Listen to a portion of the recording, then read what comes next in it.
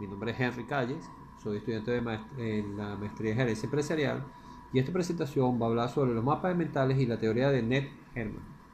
Los mapas mentales. Los mapas mentales son un método muy eficaz para extraer y memorizar información. Es una forma lógica y creativa de tomar notas y expresar ideas que consiste literalmente en cartografiar sus reflexiones sobre un tema muy en particular. El mapa mental es el espejo externo en que se refleja sus pensamientos, con ayuda de un proceso gráfico de gran fuerza, de gran magnitud, lo que proporciona la clave universal para desbloquear el potencial dinámico de nuestro cerebro. ¿Cuáles son las características de los mapas mentales? Primero, la idea es el asunto o el enfoque principal que se simboliza con una idea central. Si queremos hacer un árbol, normalmente diseñamos primero el tronco, lo dibujamos primero y después vamos haciendo las ramas, las hojas, las frutas, si hay algún animal. Los temas principales irradian en la idea central como bifurcaciones. Las ramas serían las bifurcaciones que llevarían a un extremo y cada rama tendría una rama más pequeña y así sucesivamente. Tercero, incluye una imagen o palabra clave dibujada o impresa en su línea asociada. Cada rama va a tener algo. Si estamos hablando sobre el carro, entonces una rama va a hablar sobre el motor y después va a tener otra rama que va a hablar sobre el carburador o los inyectores, así sucesivamente. Los temas de menor importancia se representan como ramas de bifurcación oportuna. O sea, si vamos minimizando o poniendo más micro el trabajo, eso lo vamos a llevar, por ejemplo, hacia una bujía, hacia un cable, etcétera. Las bifurcaciones forman una estructura de nodos conectados. O sea, cada cosa tiene que estar relacionada. Si seguimos hablando del ejemplo del vehículo, podemos nombrar el caucho, el sistema de suspensión, entre otros. Los mapas mentales. Los mapas mentales es para aclarar una duda, una idea, un concepto. Tú puedes jerarquizar si que vas a hacer algo. Vamos a hacer notas. Con eso se van haciendo notas y se van visualizando con las notas. Si podemos hablar de un tema muy particular, actualmente está el Mundial de Fútbol, vamos a hablar de cómo son las reglas, cómo se deben cumplir, etc.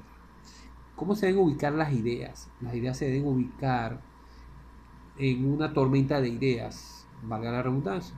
En esa tormenta de ideas tú vas a plasmar todo lo que tengas que hablar, así sea lo más inverosímil del mundo, pero eso tiene relación con el trabajo.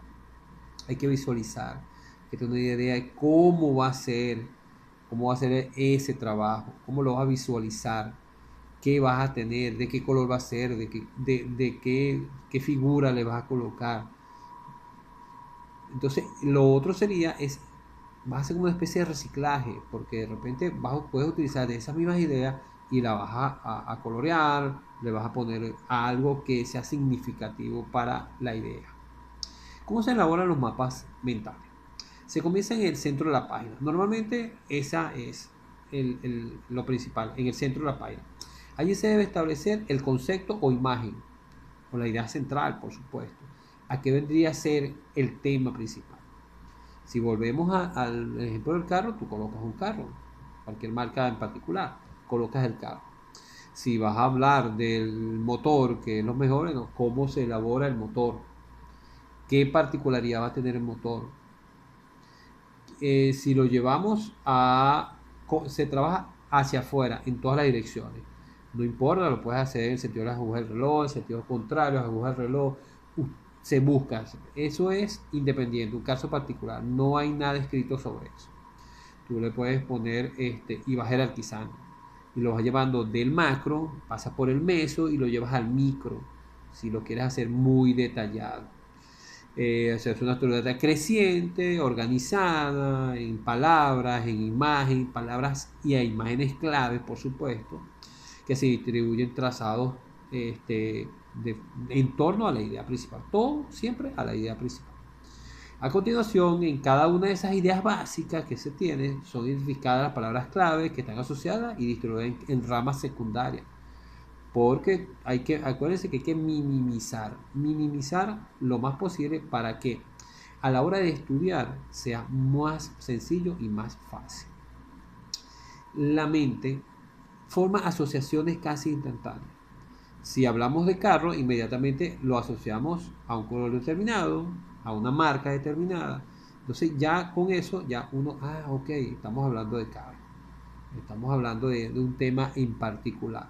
Entonces esa programación neurolingüística nos ayuda a mejorar nuestra forma de aprendizaje.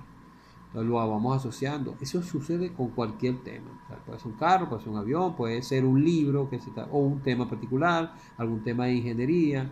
Si podemos hablar, si estamos hablando de la parte metalográfica de los metales, cómo es su estructura, cómo forman los intersticios, cómo son esas uniones, esos enlaces iónicos metálicos, eso lo podemos hacer. Y se hace principalmente con los mapas mentales. Las técnicas, aparte de eso, es cómo se elabora. Ahora vamos a hablar sobre las técnicas para su elaboración. Se utiliza un mínimo de palabras posible, de preferencia palabras clave o mejor, y lo mejor es usar imágenes, porque el ser humano está ya predeterminado con una imagen. Como dice, una imagen habla más que 1000 palabras. Se inicia en el centro, como habíamos hablado anteriormente, y se coloca la idea principalmente con una figura. ¿Sí? Quiero enfatizar eso, que tiene que ser con una figura. La idea central está representada con una imagen clara, poderosa, que sintetiza el tema general. Ubicar por medio de la técnica de la tormenta de ideas. Eso es muy importante. Hay que investigar cómo se hace la técnica de ideas. La técnica de tormenta de ideas es uno va escribiendo todo, cosas sobre carro, casa, todo lo que tenga que relacionado con lo que queremos aprender. Se utiliza el esparcimiento para acomodar de manera equilibrada cada idea. Debemos ir jerarquizando. Vamos de la idea central, vamos por las principales, secundarias, terciarias, así sucesivamente. Se utiliza color. El ser humano puede diferenciar los colores. Si utilizamos un rojo, un azul, un verde, siempre vamos a estar en eso. Por supuesto, se van a utilizar flechas, iconos o cualquier elemento visual que te permita diferenciar y hacer clara la relación entre ideas. Y por supuesto, eso es la creatividad de cada quien. Por eso vuelvo y repito, no hay nada escrito. Uno lo puede hacer a su manera. La ventaja y desventaja. Bueno, ventaja, va a ahorrar tiempo al memorizar. Se tiene una vista de conjunto, se distinguen grupos excluyentes y lagunas de información. Se puede organizar las ideas. Permite visualizar ideas abstractas, útiles para lograr una evaluación formativa. Sus desventajas, se toma mucho tiempo para aplicar. Requiere del maestro que conozca la metodología de enseñanza. El poco manejo y o acceso a las herramientas. Tienes que saber manejar las herramientas. Es difícil repartir el espacio. Tienes que tener muy bien conceptuado cómo lo vas a hacer. Se emplean títulos muy breves. Puede generar confusión o un aspecto incomprensible. Hay mapas conceptuales muy sencillos, un ser vivo, un animal, significa planta, pero entonces si queremos hablar sobre algo muy particular, sobre el corazón, entonces a la arteria, las venas, entonces eso trae mucha complicación a la hora de, hay que saber de hacer manejar de una manera sencilla. Hay un señor llamado William Ness Herman que hizo una teoría sobre los cuadrantes cerebrales. Elaboró un modelo que se inspira en los conocimientos funcionales cerebrales. Representa una esfera dividida en 4 cuadrantes. En cada cuadrante está el A, el B, el C y el D en el sentido contrario de las agujas del reloj. El ser racional es el que analiza, es realista, es lógico, gusta de números, es crítico, sabe sobre dinero, sabe cómo trabajar las cosas. El ser cuidadoso es el lado B, evita riesgo, crea reglas, evita sorpresas, se asegura, se evalúa, es muy disciplinado.